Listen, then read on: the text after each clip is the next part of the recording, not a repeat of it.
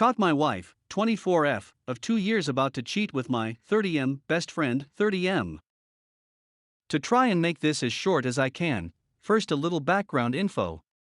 I met my wife, let's call her Jess, 6 to 7 years ago. Been friends, never anything more until we both got out of really bad relationships. We were there for each other and all that. We became closer and eventually started dating. Dated for a little over a year. Then she got pregnant.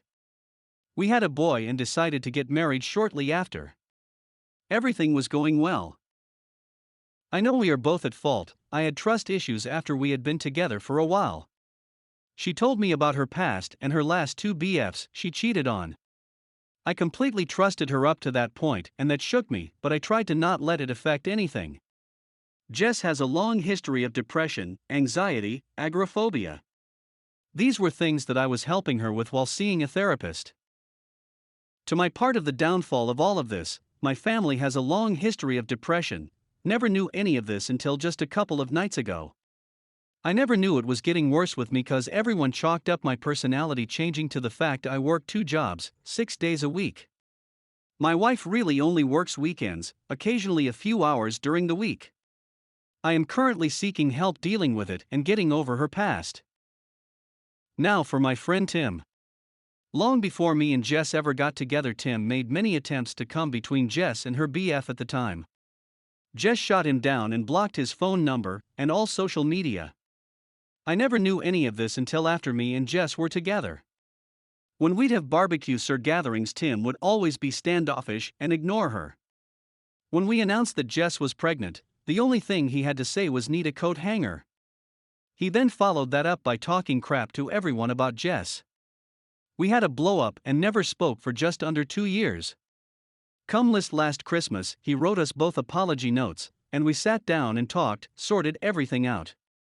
Now Tim has been known to get in between relationships. Happened at least twice now. I told Jess that I've known Tim since I was 6, he's not over you. As time goes over the next 3 to 4 months, my workload increases a lot. This took time away from me and my wife, which Tim took up that opportunity to talk more to Jess. I started having issues with it when she would be IL till 12 a.m. talking to him and texting him nonstop all day, ignoring our son.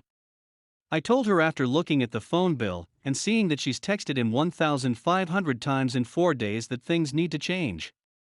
They never did. Wherever we went, she would be right there texting him. My suspicions grew that this was more than friendly talking until last night when they went out together for driving lessons with my wife that would take only a couple of hours. They left at 2, and by the time 10 p.m. came around I got suspicious. I used the Find My iPhone app and saw where they had parked the car. A known spot to hook up at. So I decided to investigate. Opened up his car door, and they were both naked in his back seat. I'd gotten there right before anything worse happened. I'm pissed, cops come, I tell Tim to stay away, and never contact any of us again. We go back home, the wife feels like crap and is a mess, I'm lost and not sure what to do. I told her we will do marriage counseling and see a therapist for each of us. This turned out longer than I wanted, but the venting helps. I guess right now I just want an outsider's perspective. I love my wife still, but is this worth fixing? Update: after having a day with just my and my son, I've decided that the marriage is over. This is something that no amount of therapy can fix. Thank you to all for the advice. I've read and reread every comment. And these are 2 very toxic people that I do not need in my life or my son's. I plan on fighting for custody of my boy. And I know for 110% he is mine because we share a hereditary disease. I never planned on having kids because of this, but it's something that's treatable and easy to manage. As for an STD test, absolutely going to happen. And for the people that think this is a fake story, I wish like hell it was. This has been a nightmare for me, and getting a lawyer, more therapy, is only go harder on me, but must be done for my son. He's the most important part of my life now, and I'll do whatever I have to make sure he's well taken care of and surrounded by nothing but love. Discovered horrible videos of my wife with her affair partner. Can't get images out of my mind now. My wife of 10 years and I had a very good married life together, or so I thought. No financial worries, a terrific 4-year-old son, and a fairly good sex life with the exception that I often expressed a desire to try new things, sex among other things less naughty, and get more creative sexually overall as a couple. She said she was not interested in being kinky, and that she liked things the way they were. She also said she felt that different sexual poses and sex talk in bed also made her feel uncomfortable and 403. I decided to pick my battles and let it slide since every other part of our marriage was pretty great. We were attentive and affectionate with each other, had date nights, remembered important anniversaries, etc. But, with the loss of one of her beloved aunts and increased work responsibilities, she'd suddenly begun wondering if maybe she'd lost her identity and independence somewhere over the years while becoming a mom and career woman. I told her I was sorry she felt that way and asked if I could help her find herself, feel better, etc. Her reply was that someone as confident as I was couldn't possibly understand what she was going through. Still, I endeavored to help where I could, but to no avail. Then, 23 months ago, I discovered my wife was cheating on me. She had been acting unusually distant and started bathing instead of showering so she could text on her phone. She said it was to a girlfriend who needed her support. She also had started working out, losing weight, new haircut, new sexier clothes, etc. Plenty of red flags and enough to convince me to investigate. She said that she needed to decompress from being a working mom and was going to visit an old girlfriend. I helped her pack and left a love note in her suitcase to let her know that I'd miss her and loved her. I hoped that I was imagining things and was mistaken. I couldn't believe that she would betray me that way. Nonetheless, I checked her mileage on her car and noticed a huge discrepancy in the miles needed to get to and from her girlfriend's home. This was troubling since she had told me that she had driven straight there, and that her and the friend had gone nowhere, but in the friend's car. With this revelation, I decided to place a keylogger on her laptop. What I discovered left me crippled and devastated. I discovered that she had met an old boyfriend on Facebook a few months prior, quickly entered the affair fog, moving on to a physical one very quickly. I also was able to access her cell phone when she was in the shower one day, and send copies to myself of conversations with her lover. She evidently had delighted in obliging him, his favorite fantasies foremost among these, sex. Evidently his wife wasn't interested in, and my wife wanted badly to fill that void for him. As a means of keeping him interested and excited, she had sent him videos of herself touching herself, progressing later into her giving him permission to actually make videos of their sex encounters. I discovered some of them he had sent her, along with text messages discussing their plans for their next meetup, during my search. Each time, he would follow up and send her an MP3 of some love song he said reminded him of her, followed by how much he cared about her, and how great the sex was, and how nice her butt was, etc. What strangely hurt me initially was how readily she was just how willing to try new things sexually with this idiot. Gone was the reluctant, rather sexually conservative wife I had known.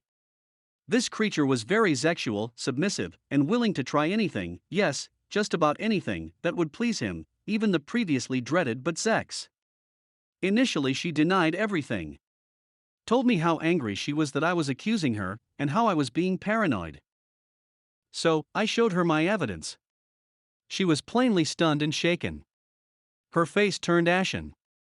She began to sob and mumble something about how she was so sorry, and that the affair was something that had just happened. I'll admit I was angry, enraged even. I verbally let her have it and called her every hurtful thing I could think of. Then, exhausted, I just sat down on the ground and wept.